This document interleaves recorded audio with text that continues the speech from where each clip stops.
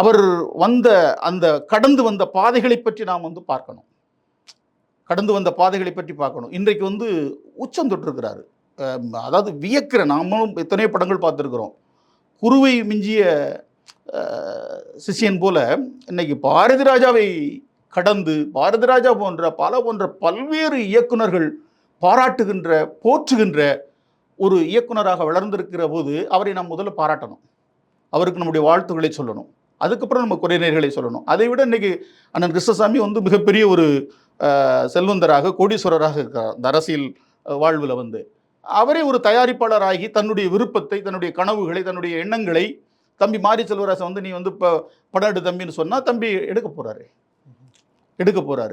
இதில் வந்து தம்பி மாரி செல்வராசுக்கு நாங்கள் வேண்டுகோள் வைக்குது, நீங்கள் வந்து தலித் அந்த சேற்றிலிருந்து திராவிட நச்சு நரகல் குழியிலிருந்து நீங்கள் வந்து மீண்டு வரணும்.